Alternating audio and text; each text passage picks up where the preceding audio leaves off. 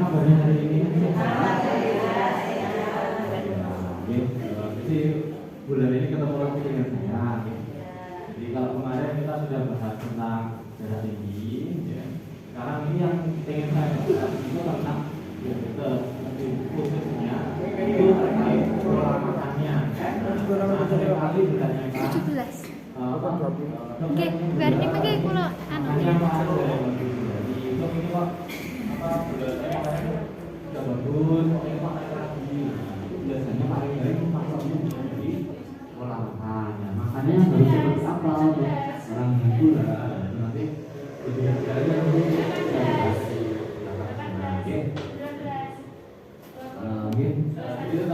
diabetes ya. Diabetes itu artinya apa kok? Diabetes itu kalau dari arti katanya itu adalah apa pipis yang berlebihan. Penyebabnya banyak ya. Ada yang namanya dia karena kebocoran ginjal, namanya diabetes insipidus. Ada yang dia karena gulanya tinggi, namanya diabetes mellitus ya. Yang paling sering itu karena diabetes mellitus karena gulanya tinggi ya. Gula tinggi diabetes itu ada dua jenis ya. Ada yang dia apa secara umum ada yang tipe 1, ada yang tipe 2. Kalau tipe 1 itu terjadi pada anak-anak ya, karena penyakit bawaan. Jadi waktu anaknya itu dari lahir itu fungsi apa insulinnya itu dia sudah jelek ya. Kalau pada yang tipe 2 itu pada yang orang-orang dewasa itu karena memang karena apa karena gulanya tinggi terus menerus ya, insulinnya itu jadi jelek, jadi kurang ya, makanya dia gulanya makin tinggi gitu. Jadi kalau yang tipe 1 itu karena bawaan lahir, kalau yang 2 itu karena usia, karena faktor pola hidup dan sebagainya, macam-macam faktornya ya. Jadi dikatakan diabetes mellitus itu kalau pertama dia ada gejala, kemudian yang kedua gulanya itu tinggi terus menerus. Gulanya tinggi dikatakan berapa? Nah ini yang sering juga untuk dicek ya. Itu kalau misalkan gulanya lebih dari 200 dengan gejala ya, atau gulanya itu gula puasa lebih dari 126, atau gula waktu setelah makan ya, 2 jam setelah makan itu lebih dari 200 ya. Jadi kalau dengan waktu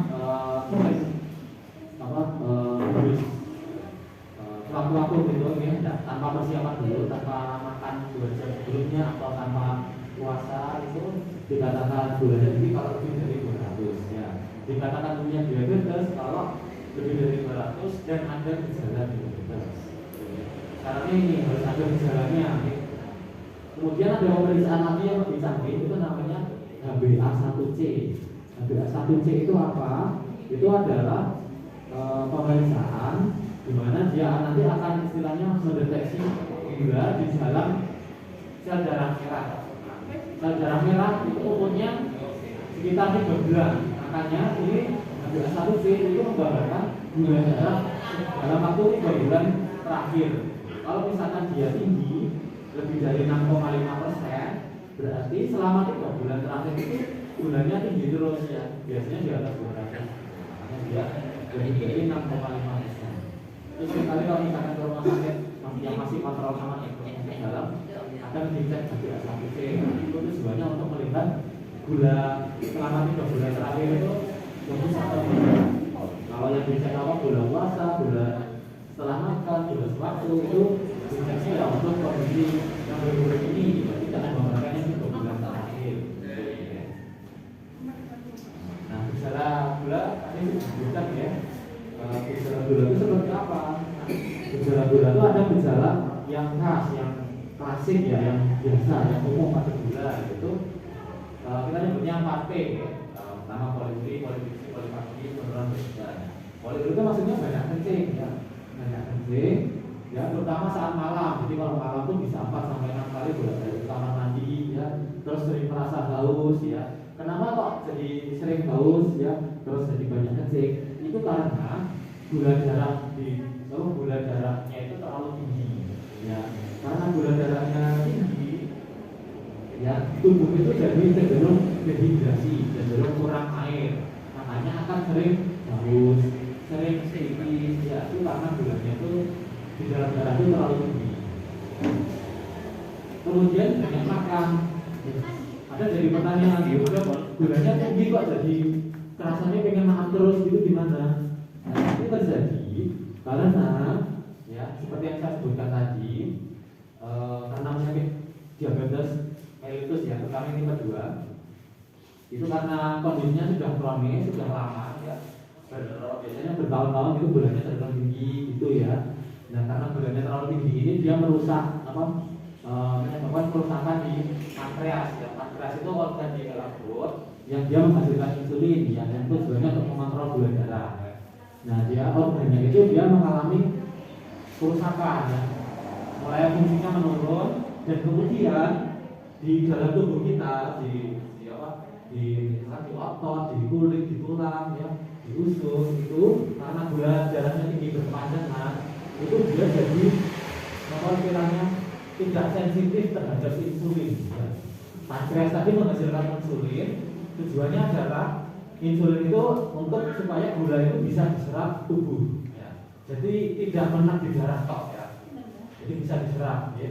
Nah ketika dia tidak terjadi gangguan itu tadi, gangguan insulin tadi ya, gula darahnya itu tetap di pembuluh darah, gulanya tetap di darah, tidak masuk ke dalam tubuh, tidak masuk ke dalam sel-sel tubuh kita, tidak masuk ke dalam sel otot, sel tulang, sel kulit, sel lemak, sel usus, sel otak dan sebagainya.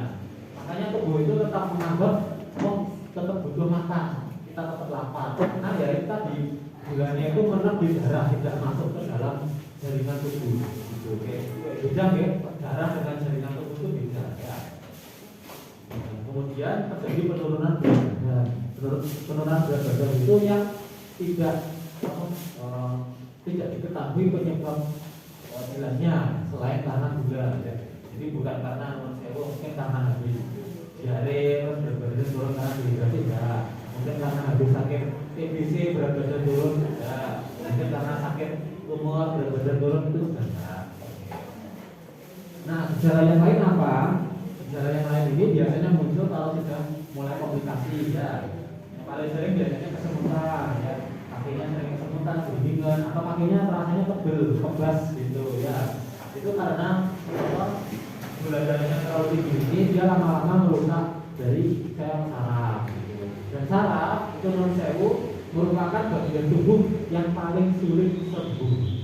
Kalau patah tulang, tulangnya patah, biasanya dipasang dipasang pen gitu, pelan itu dalam waktu mungkin 3 bulan, 6 bulan, 1 tahun sembuh. Nah, tapi kalau saraf itu beda, bisa sampai bertahun-tahun.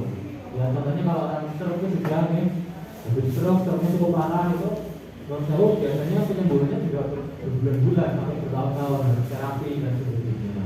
Karena memang kalau saraf itu sembuhnya sulit ya. Kemudian gatal-gatal ya. Kemudian mata kabur,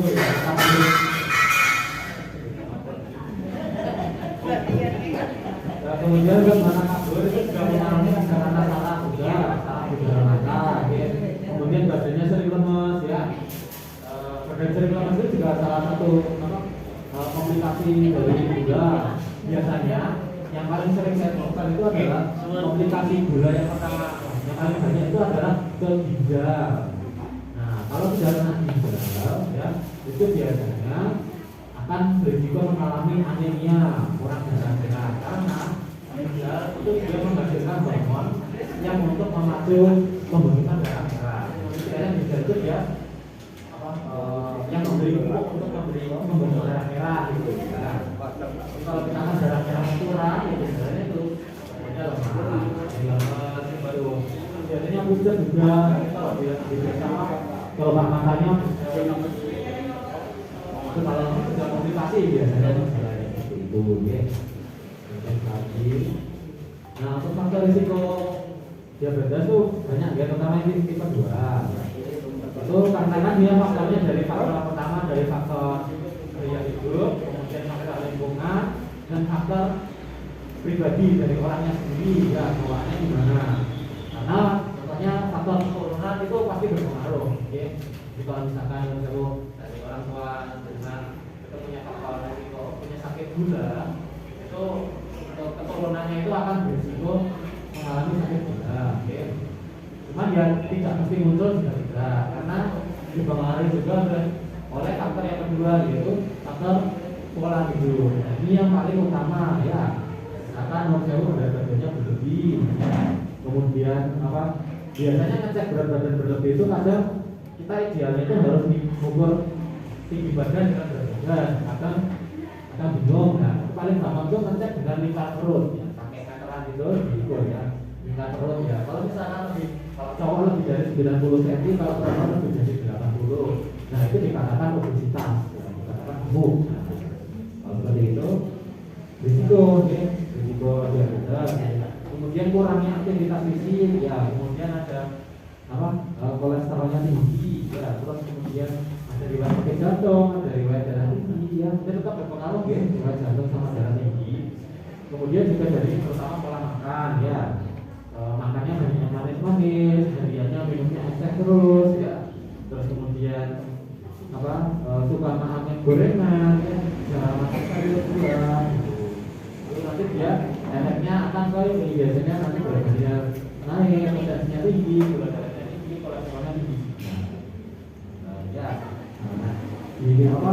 Zaman sekarang ini memang banyak itu yang apa usia 30-an tahun, 40 tahun sudah pernah gula. Itu karena faktornya pertama mungkin dari orang turunannya, dari orang tuanya punya riwayat gula, dan kemudian dari orangnya sendiri kurang menjaga makannya. Ya. Makanya banyak yang manis-manis terus gitu ya. Jadi menurut saya oke, nanti kalau dari mana gula putrane putra putri ini kok jajannya terus yang manis-manis terus, dan itu dikasih tahu ya kurang sehat gitu ya. Kira-kira itu tidak yang terlalu ini. Nah ini tadi terkait komplikasinya paling sering itu karena saraf ke saraf, kemudian ke ginjal juga, ke mata, ke jantung. Perlu penting juga untuk diketahui ini tanda bahaya apa? Tanda bahaya komplikasi gula yang mengancam nyawa, ya.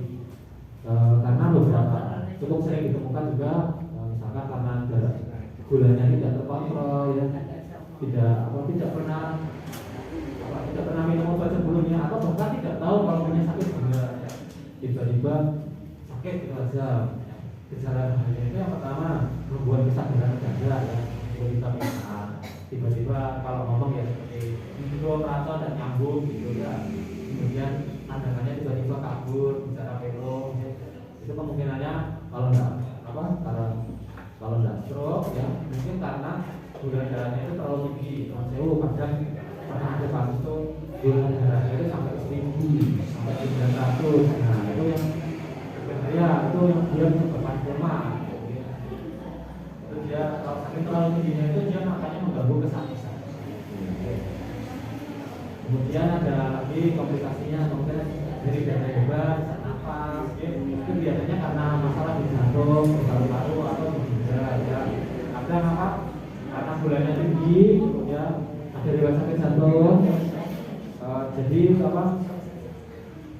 Efeknya ke paru-paru juga, paru-parunya apa? Isinya cairan, ya, cairan, rasa sesak. Ya, atau mungkin karena gulanya tinggi juga, ya, jadi kerasa sesak itu juga bisa. Ya. Komplikasinya macam-macam. Ya. Kemudian juga ada komplikasi karena gula darahnya itu terlalu rendah. Nah ini juga yang hati-hati sebenarnya kalau dengan dari gula. Ya. Misalkan kalau dengan apa makan minumnya berkurang, ya mungkin badannya masih sakit dan langsung makan. Tapi kok apa obat gulanya masih rutin diminum atau bahkan apa jamu kadang obat gulanya itu ditambah sendiri dosisnya gitu, itu bisa terjadi risiko gula darahnya itu terlalu rendah. Nah, medisnya risiko glikemi, ya, gula darahnya itu terlalu rendah, biasanya di bawah 70. Kadang kalau datang-datang ke IGD itu udah nggak sadar, tapi begitu kita cek gulanya nanti di alatnya itu alat yang periksa gula itu nanti obatnya cuma rendah gitu kok, berarti kan sangat rendah ya. Lalu nanti obatnya paling dikasih apa? Gula relatifus itu nanti biasanya cepat sadar. Kalau yang gula darahnya terlalu rendah itu biasanya cepat sembuhnya, cepat membaiknya. Berbeda kalau yang gula darahnya sampai 800 tadi itu harus itu biasanya harus di ICU atau sebagainya. Kemudian gejala apa gula darah rendah yang harus diwaspadai itu kalau misalkan jangan merasa tiba-tiba berubah, gangguan keringat dingin, ya itu gejala tanda-tanda gula darahnya ngedrop mulai turun terlalu rendah. Meskipun jenengan punya riwayat gula ya, gula darah itu tetap bisa turun di bawah normal. Jadi harus hati-hati juga ya. Lalu misalkan ada gejala tiba-tiba gemeter, keringat dingin, lemes, deg-degan ya, itu sebaiknya periksa gula. Takutnya gula darahnya lebih tinggi. Kemudian ada tanda bahaya yang lain itu adalah luka. Nah ini juga cukup cukup jadi yang ditakuti gitu di gula. Biasanya lukanya terus kakinya jadi hitam, jadi mati karena juga cukup berbahaya. Saya akui seperti itu. Jadi yang harus diperhatikan juga kalau punya riwayat sakit gula itu adalah jaga berjalan kaki, hindari itu tidak usah jalan-jalan sama nyengker gitu, jangan tidak boleh kalau tidak punya riwayat gula, tidak boleh jalan-jalan nyengker meskipun katanya terapi gitu, tapi kalau sudah ada gula tidak boleh, karena takutnya apa? Takutnya kalau ternyata sewu nyucuk kerikil atau kayu atau apa gitu, dan itu tidak terasa karena kan tadi gejala gula kakinya tebel itu tidak terasa kalau misalkan ada luka. Kemudian jadi tahunya itu udah ada merah, udah ada namanya gitu, itu yang berbahaya. Hindari jalan kaki nyeker, kemudian pakai kemana-mana pakai alas kaki, ya. Kemudian setiap habis mandi atau sebelum tidur itu harus mengecek kakinya juga, atau bisa luka atau nah gitu, hati-hati ya. Seringkali kalau sudah bisa dilakukan luka itu tidak terasa. Maka ketika dokter sudah mau bersihkan kakinya jadi di kayak gitu, bersihkan nanahnya itu pasiennya tidak perlu dibius karena memang tidak terasa. Dan biasanya kalau normal itu pasti sakit, tapi di sana memang ada gula yang komplikasi ke sana itu dia di potong itu tidak terasa.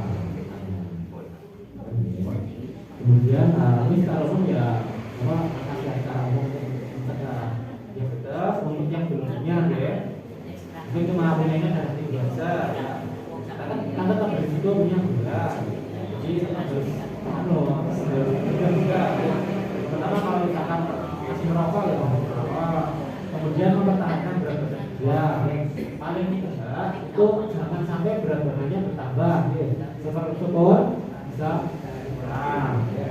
Kemudian aktivitas fisik ya olahraga kalau untuk usia 50 tahun ke atas yang paling gampang yaitu jalan kaki ya. Kalau masih kuat sepedaan biasa sepedaan ya.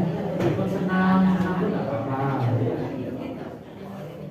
Terus kemudian konsumsi makanan yang sehat. Nah itu nanti yang poin utama yang saya jelaskan nanti ya. Kemudian rutin cek gula darah dan mengelola stres dari kesehatan juga.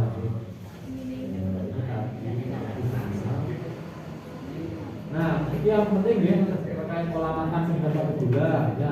Sudah pernah dengar 3J belum? Sudah ya. Nah untuk yang gula itu kita berarti merefresh kembali mengingat kembali dengan pola makan itu pertama tepat jumlah, jenis dan ini harus tetap sama paling penting ini pada bagian yang pertama dari jumlahnya itu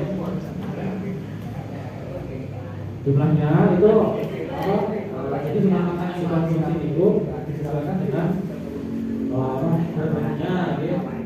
Jadi kalau untuk badannya biasa-biasa aja itu makannya dia tidak terlalu banyak ya, tidak usah makanya tidak usah ya, nanti mungkin cukup 1 channel 2 channel tergantung dari berat badannya ya. Karena juga tidak boleh makan terus dimakan itu tidak boleh ya. Terus mau makan nasi ya, tidak boleh ya. Itu takutnya tetap di berat badan. Terus juga dari jumlah makanan yang lain, misalkan dari jumlah sayur, buahnya itu juga dimakan ya. Kemudian dari jumlah proteinnya, yaitu juga dari telur, ikan, ayam juga harus sesuai proporsional ya dari jumlahnya. Kemudian dari jenisnya, nah secara umum itu bisa dibagi menjadi 3 ya. Tapi bisa juga jadi 4. Yang pertama dari kelompok sayuran, dari karbohidrat, protein, sama yang belum ada itu sebenarnya dari lemak dari minyak gitu. Karena dari sayuran itu kan sebenarnya dia secara umum itu tidak ada terlalu makanan untuk yang sayuran kalau punya riwayat gula, kecuali kalau punya asam uratnya tinggi ya. Kalau punya asam urat tinggi itu hindari itu jauh-jauhnya hijau sama kacang-kacangan. Kemudian yang kedua itu dari karbohidrat ya. Karbohidrat itu termasuk itu dari kentang, jagung, ya, singkong, telo, terus talas gitu. Ya, dia termasuk karbohidrat. Dia tidak boleh tidak disarankan untuk sebagai makanan cemilan. Misalkan cemilan nyemil gitu, dari seperti telo, singkong, ya, jagung, kentang gitu. Atau yang produk seperti tepung-tepungan. Tepung kan dari beras gitu. Ya, tepung itu juga ada bagus ya. Tepung itu contohnya apa? Mungkin dari kawah, dari kerupuk, dari rambak, itu kan atau karak, itu kan dari tepung, beras itu olahan itu tidak disarankan untuk sebagai cemilan. Kemudian tentang protein gitu. Jadi kalau di dalam anjuran komunitas itu ada namanya isi piringku. Isi piring itu dalam satu porsi piring itu kasarannya sepertiga itu nasi, sepertiga itu lauknya, sepertiga itu sayurnya.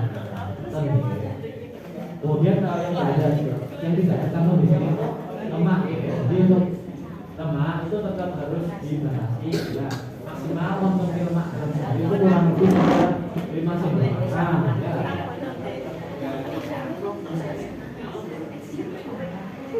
Terus untuk buah-buahan ini juga di sini yang perlu diperhatikan itu buah-buahan harus menghindari buah-buahan yang manis yang banyak gulanya ya.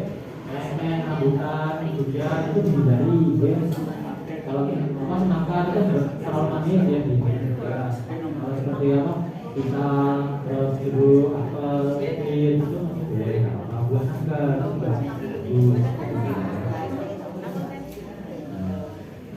makanan selingan yaitu biasanya paling yang disarankan adalah dari buah-buahan yang rendah gula. Contohnya yaitu pepaya tadi deh, pepaya, pisang, terus jeruk, pir, melon nanti boleh melon deh, salah juga apa, buah juga apa. Jadi paling bagus itu sebenarnya malah ngambil buah-buahan. Dari juga itu buah-buahan yang diawetkan asinan gitu atau manisan itu tidak disarankan kalau sakit. Kemudian dari jadwal makannya itu harus ini sesuai dengan jadwal makan ya. Kalau satu itu 3 kali sehari tidak boleh terus kurangi jadi 1 kali sehari. Tetap harus 2 sampai 3 kali sehari. Tapi porsinya saja yang diatur ya. Kurangi dia dibatasi nasi paling 1-2 sendok ya. Terus sepertiga nasi, sepertiga lauk, sepertiga sayur. Kemudian tetap harus diberi selingan makan cemilan itu nggak apa, tetap harus cemil ya banyak maksudnya buah-buahan tadi. Ini tetap harus membatasi selain gula, harus tetap membatasi lemak sama garam ya. Meskipun itu cuma punya sakit diabetes, cuma punya sakit gula, tanpa berat tinggi, tetap harus membatasi garam ya. Bukan berarti boleh makan yang asin. Tetap harus membatasi garam. Garam maksimal berapa sendok teh nun sewu, Bapak Ibu? Ini 2. Caranya 2 gram, caranya sekitar 1 sendok teh atau sekitar 2 gram. Itu untuk gula. Untuk garam. Kalau gula berapa sendok makan batas maksimalnya?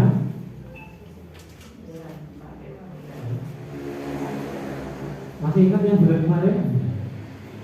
Kalau untuk gula itu paling banyak itu 4 sendok makan. Paling banyak. Itu setara 50 gram. Tapi kalau sudah punya gula, sebenarnya ya jangan sampai mepet pasien kok. Kalau gula itu jangan ya lebih kurang, karena kan gula itu juga sumbernya dari makanan nasi gitu, bukan gula murni, dari nasi dari roti. Nah, dengan kadang itu biasanya sekali cek darah gitu, ya terus hasil labnya, gitu. Terus kadang cek apa yang di tangan itu cek. Itu targetnya berapa sih? Nah, ada target-target pengendalian diabetes ya. Yang pertama itu IMT, yang itu adalah indeks massa tubuh. Itu merupakan gambaran dari proporsi berat badan dengan berat tadi ya. Intinya itu tidak boleh berat badannya berlebih gitu. Itu dilihat dari IMT-nya. IMT-nya itu normalnya ya kurang dari 23 atau 22,9 ke bawah. Ya, yang di atas jadi intinya adalah berat badannya itu tidak berlebihan. Kemudian ada tekanan darahnya itu targetnya itu kurang dari 140 ya, di bawahnya 90 oke. Kurang dari 140 per 90 oke. Kemudian HbA1c-nya itu kurang dari 7 atau dengan disesuaikan dengan kasus masing-masing ya. Kadang ada beberapa yang targetnya itu di bawah 6,5, tapi secara umum itu di bawah 7. Oke. Kemudian ini gula darah apa? Yang dicek waktu gula darah kapiler itu gula darah yang diperiksa di ujung jari itu, oke. Itu targetnya 80 sampai 130. Oke. Jadi kalau misalkan Pak dicek dari jari itu masih berkisar 190, 200, dikatakan belum memenuhi target. Ya meskipun tidak tinggi-tinggi banget, cuman ya belum sesuai target aja, ya. Karena hal itu kalau bisa serendah mungkin, tapi juga yang tidak terlalu rendah juga. Makanya dia batasnya 80 sampai 130, ya. Terus kalau gula 2 jam setelah puasa, setelah makan, gula 2 jam setelah makan itu targetnya kurang dari 180. Ini sebenarnya bisa cek juga dari rumah makan dulu, misalkan jam 7 sarapan, nanti jam 9 cek gula, nanti diperiksa apakah dia kurang dari 180 atau tidak. Kalau kurang dari 180 berarti bagus, sesuai target. Kenapa gula darah setelah makan dengan yang biasa itu dibedakan? Karena untuk gula darah ini dia juga ada faktor pengaruh itu, fungsi dari ususnya. Fungsi punya nafas gula darah ya, fungsi respon tubuh terhadap gula yang berlebihan. Kalau misalkan dia gula setelah makannya terlalu tinggi, itu berarti ada masalahnya. Masalahnya kalau dari ususnya, jadi respon insulinnya itu dia tidak bagus. Kemudian kolesterol harus itu harus dikendalikan ya. Meskipun biasanya kolesterolnya tidak terlalu tinggi ya, tapi tetap harus ditekan ya. Dia targetnya itu lebih rendah dari normal atau lebih rendah daripada orang yang sehat gitu ya. Kalau untuk kolesterol LDL itu kurang dari 100 ya.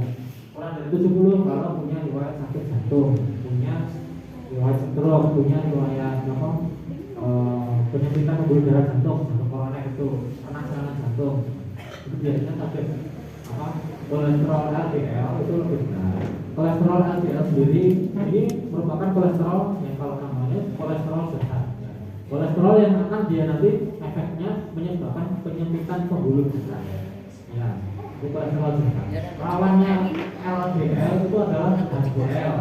Ini kolesterol baik. Nah, yaitu harusnya itu tinggi normalnya ya. Targetnya itu kalau laki-laki di atas 40, kalau perempuan di atas 50. Ini kolesterol baik. Ya, ini dia harus tinggi. Kemudian untuk trigliserida itu merupakan salah satu jenis lemak ya. Jenis lemak di dalam darah itu juga kalau tinggi tidak bagus ya. Targetnya itu biasanya kurang dari 150. Oke. Kemudian yang terakhir ini ApoB ini merupakan kolesterol darah juga. Cuman ini pemeriksaan di Indonesia itu jarang sekali dilakukan karena alatnya jarang aktif pemeriksaan ini. Dia kurang dari 90. Yang paling sering itu seperti yang berlainan seperti ini ya biasanya LDL, ya, kolesterol dan itu sudah cukup menggambarkan ada lemak dalam darah. Nah, ini apa? Menurut kalian ini mitos atau fakta? Diabetes hanya menyerang orang tua. Kita jadi diabetes itu bisa menyerang segala usia, terutama kalau diabetes yang tipe 2 itu bisa menyerang usia muda, usia 20-an tahun itu juga bisa ya. Apalagi kalau misalkan orang cewek itu kadang kita ketemu jangan pernah dengar itu orang PCOS, wanita dengan PCOS. Jadi kantong telurnya di ovariumnya itu banyak kista-kista PCOS. Biasanya menyerang usia remaja, usia 20-an tahun ya. Itu karena faktor risikonya adalah itu berat badannya berlebih, gulanya tinggi, maka terjadi PCOS ya. Kista yang jumlahnya banyak di dalam atau hidung telur itu di ovarium ya. Itu dia bisa menyebabkan itu sulit untuk hamil, sulit untuk menyerang. Oke, dia faktor risikonya karena berat badan berlebih, karena gulanya tinggi, karena tensi tinggi gitu. Jadi tidak hanya menyerang orang tua, tapi zaman sekarang itu malah bergesernya ke usia yang lebih muda. Karena itu tadi zaman sekarang itu banyak makanan manis-manisan, makanan kemasan, makanan kental, banyak juga kerjaannya yang aktivitasnya cuma duduk. Kalau orang zaman dulu kan itu banyak sawah, banyak angon gitu, tari rumput dan sebagainya, banyak aktivitasnya itu banyak gerak itu beda dengan sekarang, banyak cuma lebih banyak duduk gitu. Kemudian, nah ini tadi sudah saya singgung berapa kata jumlah konsumsi gula dalam sehari tadi berapa makan gitu ya. Nah ini yang sering juga ditanyakan, Dok, apakah diabetes saya ini bisa sembuh tanpa obat? Kira-kira bagaimana Bapak Ibu? Bisa. Ada yang bilang bisa, ada yang bilang tidak bisa. Ini kalau untuk jawaban pastinya itu adalah, kalau saya bilang itu adalah tergantung beda-beda ya. Kalau misalkan punya sakit gulanya sudah komplikasi, sudah kemana-mana, ke ginjal, jantung, ke otak gitu, dia dikatakan sangat sulit. Cuma kalau misalkan ketahuan diabetesnya itu di awal, gejala awalnya cuma napas sering tipis saja, terus ketika dicek gula, kok gulanya ternyata tinggi, ya itu segera diobati, ya segera mengubah pola hidup, menjalankan pola hidup sehat, ya membatasi konsumsi gula, ya kemudian rutin aktivitas fisik, rutin olahraga, ya itu nanti selama gulanya dia normal, dosis obat itu bisa diberikan, kemudian pelan-pelan bisa berubah. Jadi kalau saya bilang tergantung ya benar tergantung dari kondisi sakit gula itu seperti apa, apakah masih di awal-awal ya, atau sudah komplikasi. Kalau sudah komplikasi itu cenderung sulit, apalagi kalau komplikasinya itu sudah sangat parah. Itu dia biasanya harus pakai obat itu kayak insulin ya. Kalau sudah insulin itu biasanya sulit untuk itu lepas insulin, jadi kemungkinan butuh insulin terus. Kalau misalkan ketahuannya di awal, makanya nanti harus tahu gejala awal gula tadi ya. Saya tahu saya tipis, saya berat turun, saya gula darah tinggi, itu segera langsung berobat, pola makan sehat, olahraga. Nanti insya Allah nanti dia gulanya akan perlahan turun. Dia dari obatnya bisa pelan-pelan diturunkan hingga nanti berlemak. Kemudian juga penambahan obatnya itu juga tidak serta-merta langsung di stop berhenti itu juga tidak, harus dosisnya diturunkan pelan-pelan itu ya. Jadi menggunakan obat itu ya tergantung, bisa ya bisa tidak. Mungkin cukup sekian sedikit sedikit berbagi ilmu dari saya. Ini juga tujuannya juga Bapak Ibu juga sebelumnya sudah pernah dengar, sudah berkali-kali dibahas. Ini juga tujuannya untuk merefresh, menyegarkan kembali ingatan yang sebelum-sebelumnya. Nah ini mungkin dari Bapak Ibu ada pertanyaan. Ini ada 3 refresh untuk 3 pertanyaan. Oke, namanya sinten Ibu?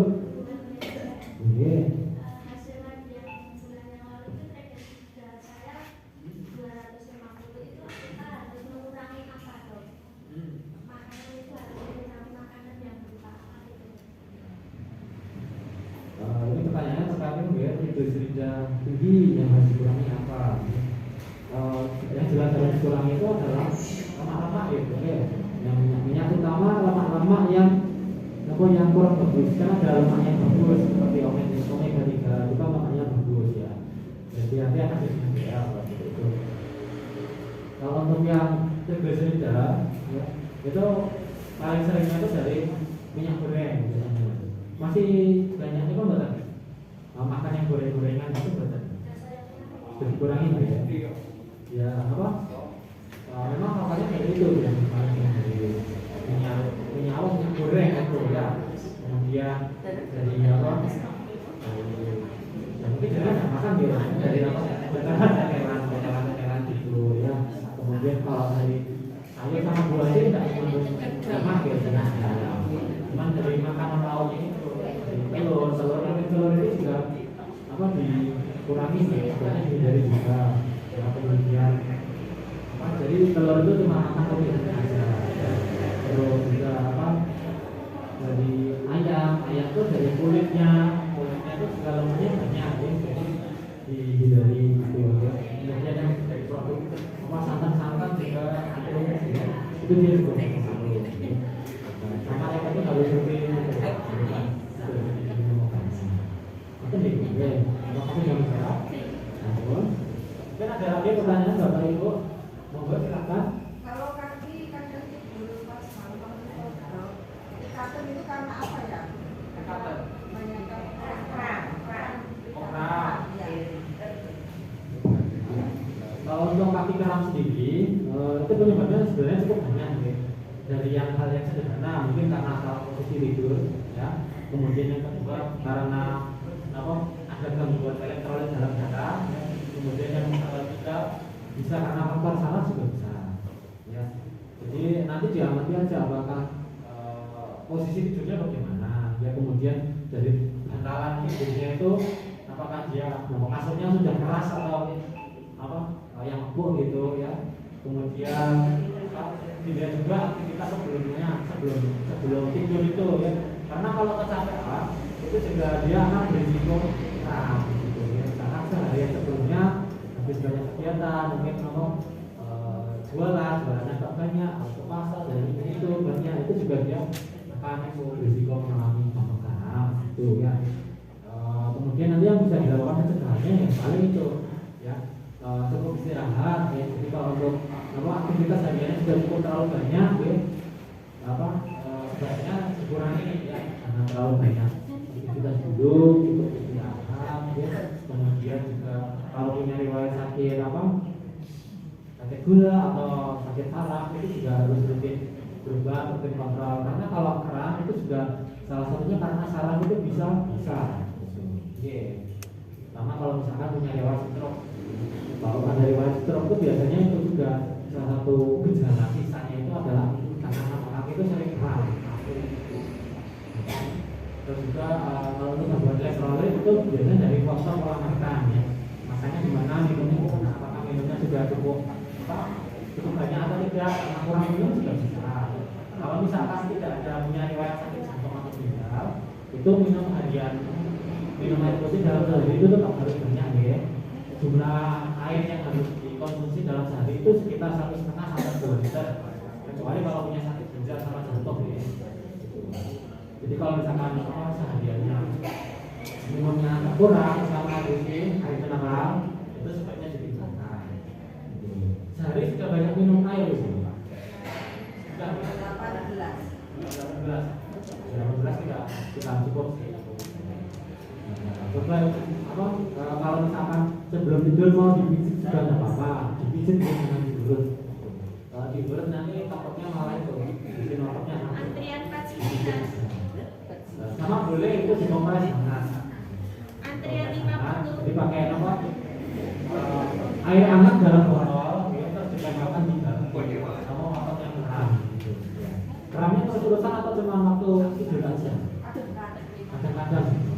Kalau kadang-kadang itu biasanya faktor sampai biasanya paling sering itu boleh dikompres hangat nggak apa-apa.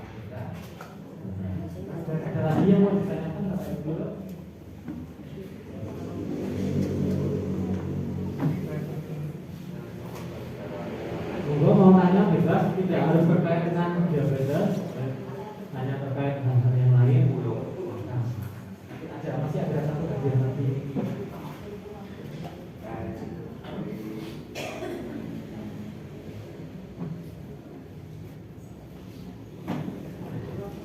tidak ada yang mau hadir ketiga.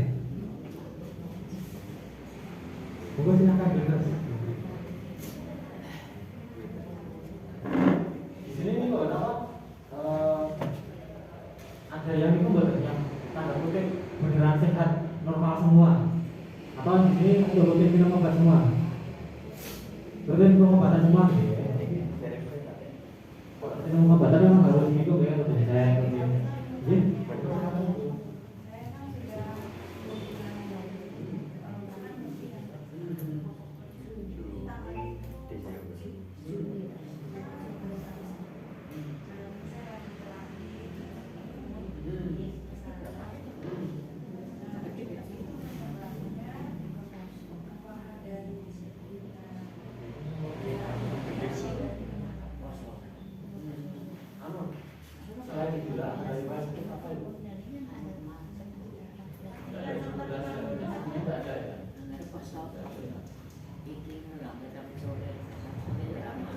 Kalau untuk kondisi seperti itu, ya itu kan namanya trigger ya. Nah itu memang kalau paling utama itu karena faktor dari gula. Jadi apa? Karena gula darahnya terlalu tinggi, ya. Dia pertama dia akan menyebabkan gangguan pada saraf, saraf di ini. Kabel-kabel dari sini dia jadi kurang bagus. Makanya kabel itu kayak mulai ngelotok gitu. Nah, kadang sering bisa lebar, kadang kesemutan. Juga dia kadang itu menyebabkan kerusakan di urat ototnya sini. Ototnya jadi tulangnya juga. Jadi tulang kaku gitu. Tidak elastis, tidak lentur seperti dulu gitu. Karena itu tadi faktor gulanya terlalu tinggi ya. Dia menyebabkan kerusakan di daerah tubuh. Dia terjadi ininya sering kaku, kadang begini gitu. Jadi sulit dikembalikan seperti semula. Bisa kembali, dia akan karena memang karena faktor gula. Kalau dari faktor yang lain mungkin karena penyakit rematik. Kalau penyakit rematik itu biasanya itu dia ada biasanya untuk sebenarnya itu dia jadi tidak normal ya nanti jadi dia agak nepuknya itu tapi kayak ke samping gitu dia jadi miring ke samping gitu jadi bentuk sendinya itu jadi tidak normal gitu jadi yang sebenarnya lurus dia nanti jadi besar nah itu kalau bicara rematik kemudian juga apa kalau rematik itu juga biasanya disertai nyeri-nyeri sendinya itu biasanya paling sakit waktu untuk istirahat.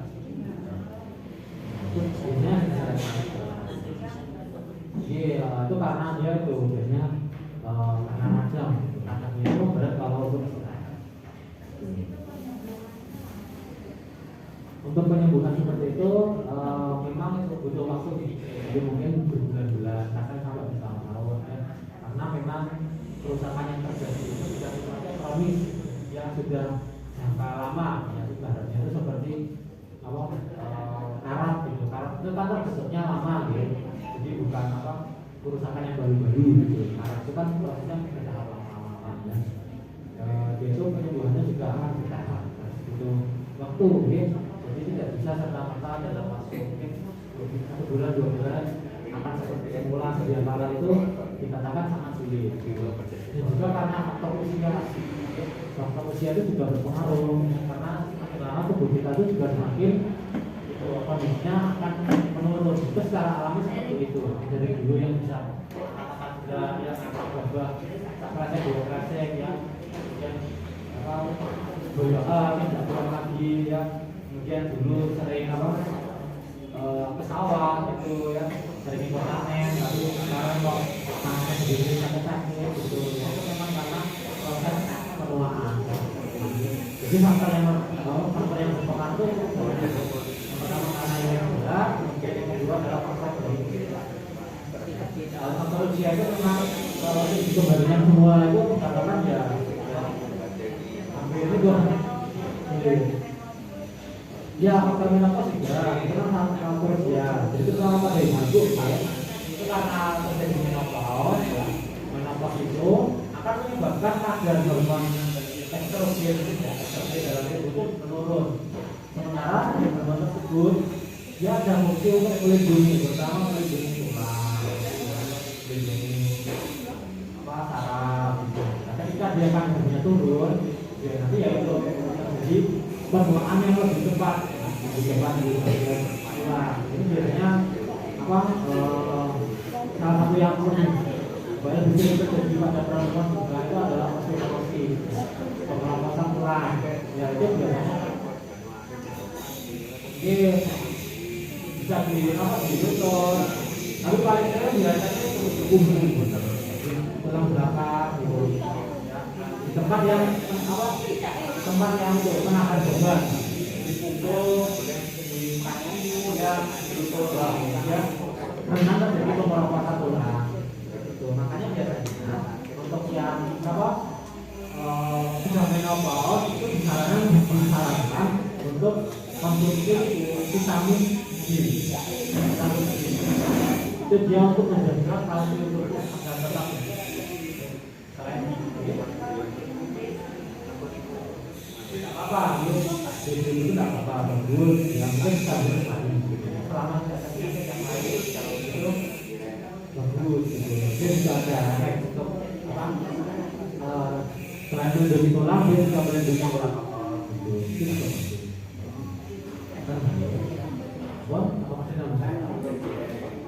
Ada lagi mungkin Bapak Ibu yang mau ditanyakan? Ampun, hari ini lebih sepi dari biasanya gitu kemarin. Coba.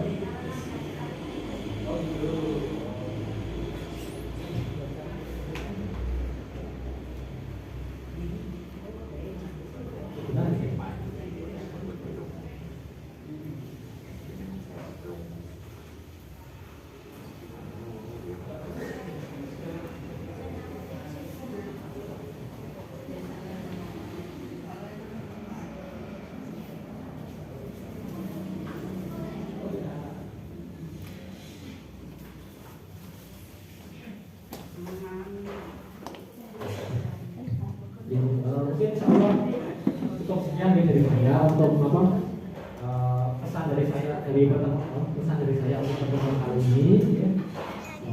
Sama dengan ada pasien diabetes ya. Itu jangan serta-merta itu istilahnya apa ya, pasrah gitu. Jadi tidak semangat itu kalau merasa hidupnya jadi cuma sudah sejahtera gitu ya, itu tidak boleh ya. Karena apa? Karena gula itu bisa dikendalikan ya. Harus berobat ya, memang seperti itu caranya ya. Tidak boleh semata-mata pasrah karena ya. Mungkin ada beberapa orang yang yang sampai gula itu udah mau berubah pasrah, bahkan sampai komunikasi jadi sekarang yang nggak mau, pokoknya nggak mau gitu. Kalau itu nanti akibatnya kan malah suara orang itu lebih rendah karena jadi sampai terus ya, juga dari penyakitnya sendiri dia nggak mau berobat ya. Itu jangan sampai seperti itu ya, jangan sampai terus malas minum obat, malas nonton, malas periksa ya.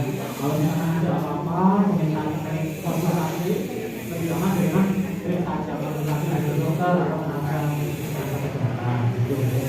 Digunakan di sana terus sudah dibuat dengan kontrol dan ya. Itu yang pertama ya, jadi jangan sampai itu dengan riwayat sakit gula terus jangan jadi kualitas hidupnya turun, jangan sampai makan semangat, harus tetap semangat ya. Karena kalau gulanya dikendalikan itu kedepannya itu lebih bagus daripada kalau makan gula. Nah ini juga yang salah satu di negara-negara maju itu usia harapannya itu 80 tahun, 90 tahun kan sehat ya, karena itu di sana rutin berubah, rutin berikatan sampai kita kalah dari negara lain ya. Kemudian yang kedua ya, jihad, ya. Nah ini juga itu mungkin disampaikan kepada putra-putranya juga, ya. Sudah punya anak ya, yang anaknya sudah usia 30 tahun, 60 tahun gitu ya, disampaikan juga kalau apa yang makan manis itu dikandani ya, jangan banyak-banyak ya, kita takutnya punya budak, budak itu juga ada dari keturunan ya. Jadi sudah sebagai pencegahan ini. Kalau misalnya putra-putranya punya gejala itu sering pipis, sering haus, sering lapar, berat badannya cenderung turun, nah itu sebenarnya cedera.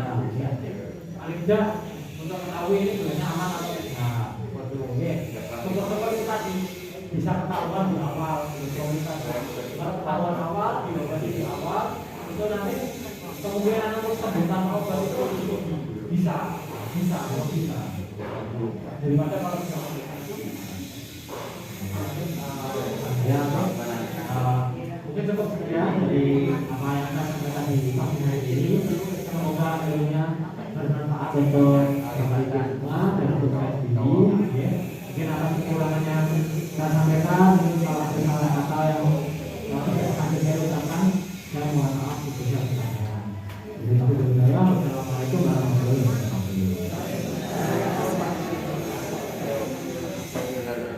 Mungkin untuk yang tadi dengan pertanyaan kita masih di depan ya, tutup dulu.